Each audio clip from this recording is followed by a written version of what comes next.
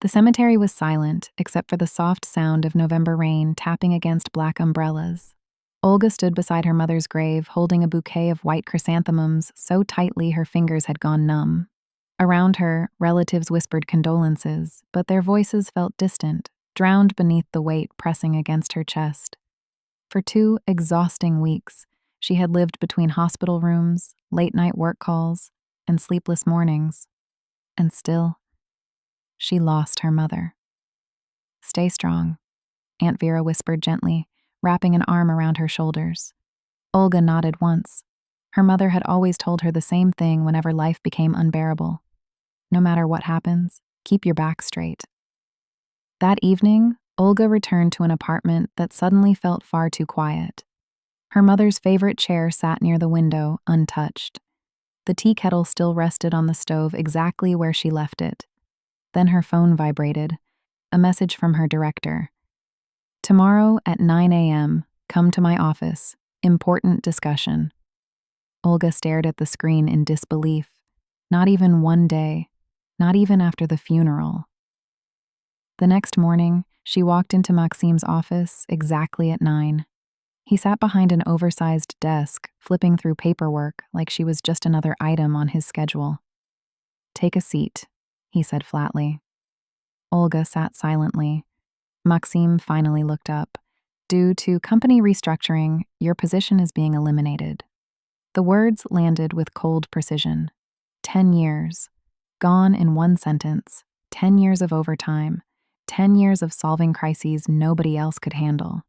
10 years of helping build a company that now acted like she had never mattered at all. Olga waited for anger to rise inside her, but strangely, it didn't. Only exhaustion.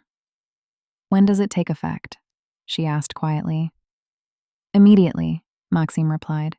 "You'll receive compensation according to company policy." That was it. No gratitude, no acknowledgement, just paperwork. As Olga walked back to her desk, coworkers avoided eye contact. Some looked sympathetic. Others looked relieved. It wasn't them. She packed slowly, a framed photo of her mother, a notebook filled with years of client strategies, an old company award for outstanding loyalty and excellence. The irony almost made her laugh. By lunchtime, she was gone. But as the elevator doors closed behind her, one thought echoed clearly in her mind. They have no idea what they just lost. That night, Olga sat in her mother's chair, holding a cup of untouched tea. Her first instinct had been revenge. She knew things about Maxim no executive should ever ignore: reporting shortcuts, financial mistakes, quiet manipulations hidden beneath polished presentations. For a moment, she almost exposed everything. Then she remembered her mother's voice. Bitterness destroys the person carrying it. Olga closed the laptop. No scandals, no dramatic speeches. She would leave with dignity, but she would not disappear. The following weeks were strangely quiet. At first, Olga simply rested. For the first time in years, she slept without checking emails at midnight. She walked through the city in the mornings. She cooked proper meals. She breathed. And then the phone calls started. "Olga, do you know where the final project files are?" "Olga, the new team can't handle the Ross Invest account." "Olga, clients are furious." She listened politely. Apparently, the company's optimization wasn't going very well. Without her managing key relationships, deadlines started slipping. Reports contained errors. Clients noticed the difference immediately. And deep down, Olga wasn't surprised. For years, she had quietly carried responsibilities far beyond her title. Now the cracks were showing. One evening, a former colleague named Marina called her. "You know why clients trusted the company?" Marina asked. Olga stayed silent. "They trusted you." That sentence changed everything. A week later, Olga rented a tiny office downtown. Nothing luxurious, just one desk, 2 chairs, and a window overlooking the busy streets below. But for the first time in years, something felt different. This belonged to her. At first, it was only Olga and Marina. Then another former employee joined. Then another. People who were tired of fear-based leadership slowly found their way to her. And Olga built the kind of company she once wished existed. No closed doors, no humiliation during meetings, No pretending employees were disposable. She listened, she mentored, she remembered people's names, birthdays, and families. Most importantly, she treated them like human beings instead of numbers on spreadsheets. Meanwhile, back at Maxim's company, things were unraveling fast.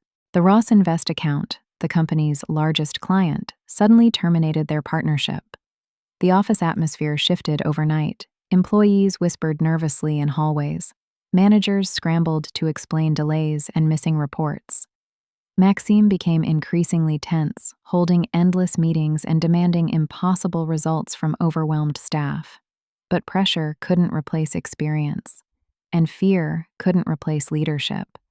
Then came the audits. Documentation errors, financial inconsistencies, missed deadlines. Problems that Olga had quietly prevented for years were now surfacing one after another. For the first time, Maxime began realizing something terrifying. Olga hadn't just been useful. She had been essential. Late one evening, sitting alone in his office, Maxime stared out at the city skyline with exhaustion written across his face. The company was bleeding clients, investors were asking questions, and every solution seemed to create another problem. That was when he finally called Olga. Her phone buzzed while she reviewed proposals with her new team. She stepped into her office and answered calmly. "Olga," Maxime began carefully, "I think we made a mistake." She leaned back quietly. "We'd like to offer you your position back. Higher salary, leadership authority, full benefits." Months earlier, hearing those words might have felt satisfying. Now, they simply felt late. Olga glanced through the glass walls of her office. Her employees were laughing together while preparing for a presentation. People looked calm there, safe, respected. "You think this is about money?" she asked gently. Maxime hesitated.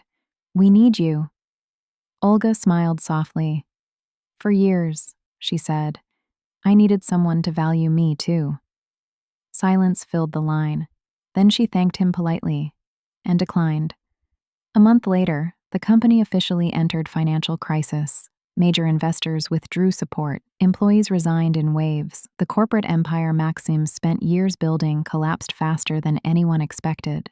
Business articles described it as a leadership failure rooted in poor internal culture. But Olga never celebrated the downfall. She understood something important. Success built on ego eventually crumbles. Success built on trust lasts. 6 months later, Olga stood inside her growing consulting firm watching employees prepare for a morning meeting. Sunlight poured through the office windows. Coffee machines hummed softly in the background. The atmosphere felt peaceful, professional, alive. "Morning, Olga Nikolaevna," Marina smiled while handing her project files. Olga thanked her warmly. Sometimes she still thought about the day she was fired. At the time, it had felt cruel, humiliating, unfair. But now she saw it differently. Losing that job forced her to finally stop shrinking herself for people who never truly appreciated her. Her mother had been right all along. Strength wasn't about enduring mistreatment forever. Sometimes strength meant walking away and building something healthier instead. That evening, after everyone left, Olga remained alone in the office, watching city lights flicker below. She pulled an old photograph of her mother from her bag and placed it beside her laptop. "You were right," she whispered softly. "Everything really did happen for the best." For a moment, emotion tightened in her chest. Not sadness, not anger, gratitude. Because the worst week of her life had unexpectedly become the beginning of a completely new future. And for the first time in many years, Olga no longer felt invisible. She felt free.